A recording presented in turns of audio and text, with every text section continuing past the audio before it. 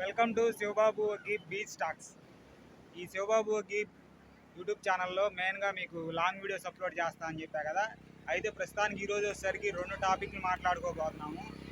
ఒకటి వచ్చేసరికి మన విజయ్ మాల్యా గారి పాడ్కాస్ట్ వచ్చేసరికి ఒక యూట్యూబ్ ఛానల్లో అప్లోడ్ చేశారు, రాజ్ షమాని అనే యూట్యూబ్ ఛానల్.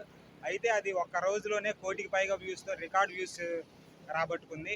అయితే ఆ పాడ్కాస్ట్లో మాట్లాడింది ఏంటంటే, మీరు ఇప్పుడు దాకా లేకుండా ఒకేసారి 9 సంవత్సరాల తర్వాత ఎందుకు మీడియా ముందుకు వచ్చారు, సోషల్ మీడియా ముందుకు అని అడగగానే ఏదో కవర్ చేసుకుంటా 2 సమాధానాలు చెప్పారు. అంతేకాకుండా ఆయన ఫ్రాడ్ కాదంట, ఆయన ఒక బిజినెస్ మ్యాన్ ఫెయిల్యూర్ అంట. అంతేగాని ఆయన ఒక ఫ్రాడ్ లాగా చూడమాకండి. ఇదే వేరే దేశాల్లో కనుక బిజినెస్ ఫెయిల్ అయితే ఫెయిల్ అంటారు.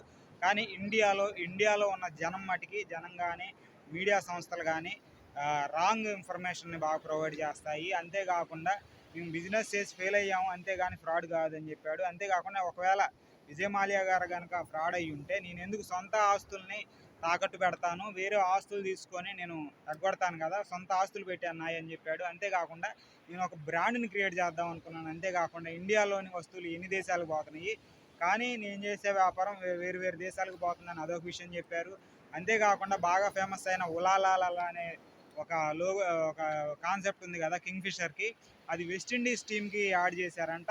ఆ వెస్టిండీస్ టీమ్కి ఎందుకు యాడ్ చేశారంటే, వెస్టిండీస్ వాళ్ళు బాగా చిల్గా ఉంటారు, లైఫ్ని బాగా ఎంజాయ్ చేస్తూ ఉంటారు, అందుకని అది చేశాను. అది ఇప్పటికి కూడా టుడే కూడా ఈ కింగ్ఫిషర్ అనే బీర్ కానీ ఆ కాన్సెప్ట్ కానీ ఇంకా బతికే ఉన్నాయి, ఇంకా ముందుకు వెళ్తున్నాయి అని చెప్పారు. అంతేకాకుండా నన్ను ఒక ఫ్రాడ్ లాగే చూస్తున్నారు, కానీ నేను క్రియేట్ చేసిన ఒక వెల్త్ అంటే సంపద, నేను ఎంత సంపద క్రియేట్ చేశాను, ఎంతమందికి ఎంప్లాయ్మెంట్ ఇచ్చాను, కాకపోతే ఫెయిల్యూర్ అయింది, దానికి నేను బాధ్యున్నే, అందరికి క్షమాపణ కూడా చెబుతున్నానని ఆ పాడ్కాస్ట్లో ఆయన వివరించడం జరిగింది.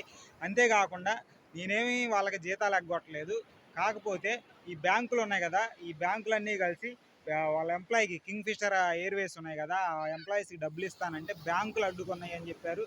అంతేకాకుండా వివిధ ప్రకటనలో ఈయన గురించి వచ్చిన ఆర్టికల్స్ చెప్పాడు. అంతేకాకుండా ఈ వార్తల్లో వస్తున్న వాస్తవాలు కాదంట, ఎందుకంటే అక్కడ రియాలిటీలో ఉన్న నెంబర్స్కి ఈ వార్తా ఛానళ్ళు కావాలని దుమ్మెత్తిపోస్తున్నాయి అని కూడా ఆయన చెప్పారు.